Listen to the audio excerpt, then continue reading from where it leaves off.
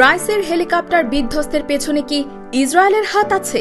Helicopter বিধ্বস্ত হয়ে নিহত হয়েছেন ইরানের কট্টরপন্থী প্রেসিডেন্ট হিসেবে পরিচিত ইব্রাহিম রাইসি। দুর্ঘটনায় দেশটির সর্বোচ্চ নেতা এবং পররাষ্ট্রমন্ত্রী আমির আবদুল্লাহিয়ান সহ কয়েকজনের মৃত্যুর তথ্য নিশ্চিত করেছে ইরানের রাষ্ট্রায়ত্ত সংবাদ মাধ্যম। 1988 সালে ইরানে হাজার হাজার মানুষের মৃত্যুদণ্ড কার্যকর ও পরবর্তীতে দেশটির পারমাণবিক সক্ষমতা বৃদ্ধিতে উল্লেখযোগ্য ভূমিকা পালন করেছিলেন ইব্রাহিম রাইসি।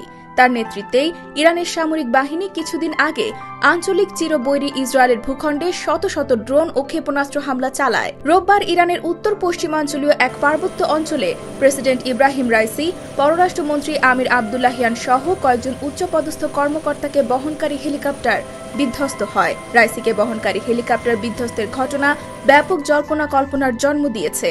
অনাকাঙ্ক্ষিত এই দুর্ঘটনা ঘিরে দেখা দিয়েছে নানা প্রশ্ন। প্রেসিডেন্টের মৃত্যুতে ইরান জুড়ে শোকের ছায়া নেমে এসেছে। এই ঘটনায় অনিশ্চয়তার কালো মেঘে ছেয়ে গেছে ইরান, যার প্রভাব মধ্যপ্রাচ্য জুড়ে ছড়িয়ে পড়তে পারে বলে আশঙ্কা করা হচ্ছে। প্রেসিডেন্ট রাইসির মৃত্যু কেবল ইরানের অভ্যন্তরে ক্ষমতার দ্বন্দ্বের সূত্রপাতই করবে না, বরং ওই অঞ্চলেও তাৎপর্যপূর্ণ প্রভাব ফেলবে। ক্রমবর্ধমান তীব্র উত্তেজনা আর সংঘাতের মাঝে রাইসির মতো দেশটির প্রধান একজন রাজনৈতিক নেতার অনুপস্থিতি ইরানের ভেতরে এবং বাইরে ক্ষমতার ভারসাম্যহীনতায় ব্যাঘাত ঘটাতে পারে। যদিও দেশটির সরকারি ব্যাখ্যায় এখন পর্যন্ত বৈরী আবহাওয়া পরিস্থিতির কারণে হেলিকপ্টার দুর্ঘটনা ঘটেছে বলে জানানো হচ্ছে। ইরানের রাষ্ট্রায়ত্ত সংবাদ মাধ্যম বলছে, ভারী বৃষ্টিপাত আর ঘন কুয়াশার কারণে ফ্লাইটের দৃষ্টিসীমায় ব্যাঘাত ঘটেছে। তবে এই দুর্ঘটনায় শত্রুপক্ষে জড়িত থাকার সম্ভাবনা নিয়েও জল্পনা ছড়িয়েছে।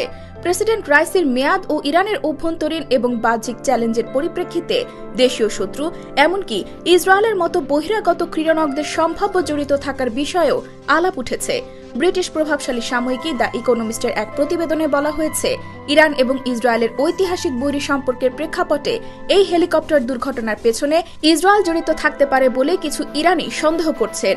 দামেস্কে ইসরায়েলের একজন ইরানি জেনারেলকে হত্যা ও পরবর্তীতে ইসরায়েলে ইরানের শত শত ক্ষেপণাস্ত্র নিক্ষেপের ঘটনায় সৃষ্ট সাম্প্রতিক উত্তেজনা বিবেচনায় এই তত্ত্বটি অনেকের মনোযোগ কেড়েছে।